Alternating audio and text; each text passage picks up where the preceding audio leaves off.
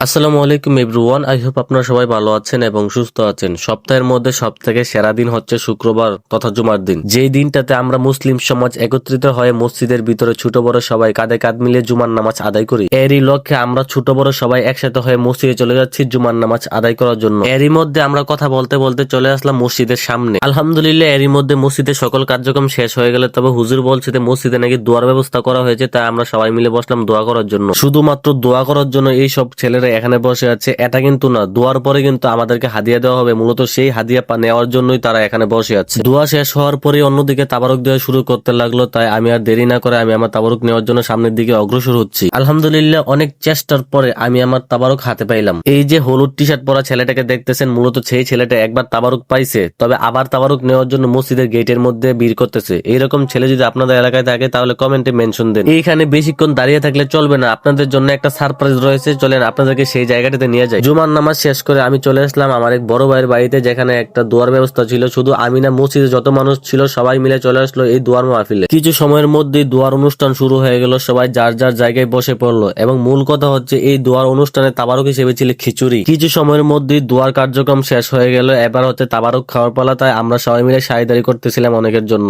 দীর্ঘ অনেকক্ষণ সাইদারি করলাম, সবাইকে খাওয়ালাম, অতঃপর আমি আমার তাবারকের প্লেটটা বুঝে নিলাম। যে যাই বলুক না কেন, আজকের এই তাবারকটা অনেক স্বাদ হয়েছে, কারণ যে খাইছে আসলে সেই বুঝতে পারছে এই তাবারকের স্বাদটা কেমন। তাবারক খাওয়ার জন্য সবারই লাইন পড়ে গেছে, কারণ তাবারক যেই স্বাদ হয়েছে লাইন পড়বেই না কেন। যেহেতু তাবারক স্বাদ হয়েছে, তবে আমি খাইতে কিন্তু কম খাই নাই, তবে কয় প্লেট খাইছি সেটা আপনাদেরকে শেয়ার করা যাবে। যাই হোক, অনেক তো খাইলাম, এখন বিদায় নেওয়ার পর আজকের মতো এখানেই শেষ করছি। সবাই ভালো থাকেন, সুস্থ থাকেন, আল্লাহ হাফেজ, আসসালামু আলাইকুম ওয়া রাহমাতুল্লাহ।